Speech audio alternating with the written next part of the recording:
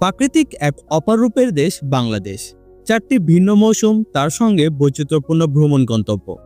কিন্তু আপনি জানেন কি কোন মৌসুমে কোথায় গেলে প্রকৃতিকে সবচেয়ে কাছ থেকে ছুঁয়ে দেখা যায়? আজকের ভিডিওতে আমরা ঘুরে দেখাবো পুরো বছরের ভ্রমণ মানচিত্র। জানবো কোথায় কখন গেলে সবচেয়ে বেশি ভালো অভিজ্ঞতা পাওয়া যায়। বসন্তকাল। বসন্তকাল মানেই প্রকৃতির নবজাগরণ। গাছে গাছে নতুন পাতা, শিমুল পলাশে লাল রঙের আগুন আর বাতাসে হালকা উষ্ণতা। বসন্তকালে ঘুরে দেখার জন্য প্রথমে যে স্থানটি রয়েছে সেটি হচ্ছে নারায়ণগঞ্জের সোনারগাঁ, ঐতিহাসিক পানামনগর, গাজীপুরের ভাওয়াল জাতীয় উদ্যান, রাজশাহীর পদ্মার তীর, তাছাড়াও সীতাকুণ্ড চন্দ্রনাথ পাহাড়। এই সময় ঘুরে আসতে পারেন গ্রামীণ অঞ্চলগুলোতে, যেখানে প্রকৃতি নতুন সাজে সাজে।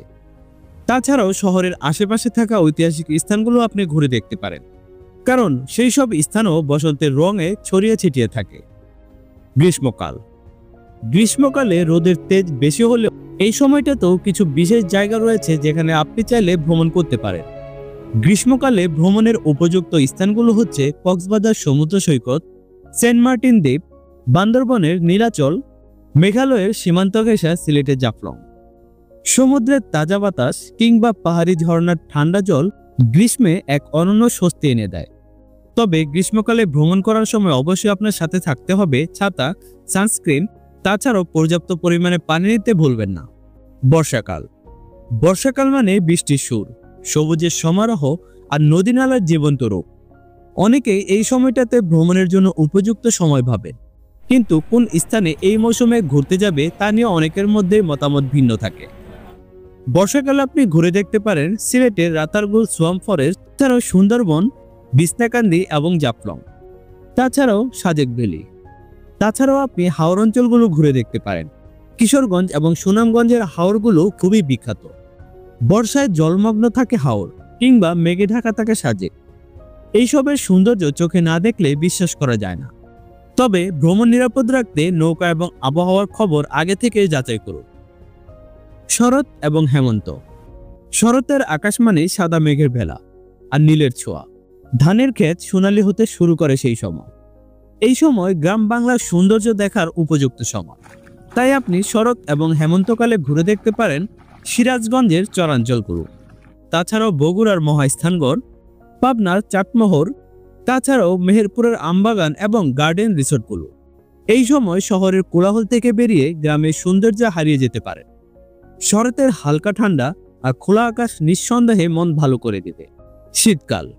শীতকাল ভ্রমণের জন্য সবচেয়ে উপযুক্ত সময়। আবহাওয়া ঠান্ডা, রাস্তা শুষ্ক, তাছাড়াও সব মিলে যে কোনো জায়গায় ভ্রমণের জন্য সুবিধাজনক। শীতকালে চাইলে আপনি ভ্রমণ করতে পারেন সাজেক, রাঙামাটি, তাছাড়াও বান্দরবন, কারণ এই সময় ঠান্ডা আবহাওয়া পাহাড়ি সৌন্দর্য উপভোগ করার বেস্ট সময়। তাছাড়াও কুয়াকাটা ঘুরে আসতে পারেন, সেখানে সূর্যোদয় এবং সূর্যাস্ত দেখতে পারেন। তাছাড়াও সিলেটের লালাখাল বা চা বাগান ঘুরে আসতে পারেন। তাছাড়াও ঢাকার আশেপাশের বেশ কিছু জায়গায় কিন্তু আপনি এই শীতের সময় ঘুরে দেখতে পারেন। শীতকালে দেশে সবচেয়ে বেশি উৎসব এবং পর্যটক দেখা যায়, তাই অগ্রিম বুকিং এবং প্রস্তুতি নিয়ে যাত্রা শুরু করুন। ভ্রমণের মৌসুম ভিত্তিক টিপস। মৌসুম ভেদে ভ্রমণ করার আগে বেশ কিছু জিনিস মাথায় রাখা জরুরি। বর্ষায় ভ্রমণের ক্ষেত্রে অবশ্যই ছাতা এবং রেনকোট সঙ্গে রাখুন। শীতকালে ভ্রমণের ক্ষেত্রে উষ্ণ পোশাক, হট ওয়াটার বা ঠান্ডার ওষুধ সাথে রাখুন। গ্রীষ্মে ভ্রমণের ক্ষেত্রে পানি, সানগ্লাস, হালকা পোশাক সাথে রাখুন। তাছাড়া যে কোনো সময় যে কোনো জায়গায় ভ্রমণের সময় আপনি পাওয়ার ব্যাংক, জরুরি কাগজপত্র এবং মেডিকেল কিট সাথে রাখতে ভুলবেন না। বাংলাদেশের প্রতিটি মৌসুম এক একটি গল্প বলে। প্রকৃতি, সংস্কৃতি আর মানুষের জীবনধারা বদলায় মৌসুম অনুযায়ী। আর সেই পরিবর্তনগুলো যদি নিজ চোখে দেখতে চান, তাহলে বছর অন্তত একবার হলেও ভ্রমণের উদ্দেশ্যে বেরিয়ে পড়ুন। নতুন কিছু দেখুন, জানুন আর নিজের অভিজ্ঞতা বাড়িয়ে তুলুন। আপনার প্রিয় মৌসুম কোনটি এবং কোন জায়গায় আপনি ঘুরতে যেতে চান তা কিন্তু কমেন্টে জানাতে ভুলবেন না। ভিডিওটি যদি ভালো লাগে তাহলে অবশ্যই লাইক করুন, চ্যানেলটি সাবস্ক্রাইব করুন এবং বন্ধুদের মাঝে শেয়ার করুন।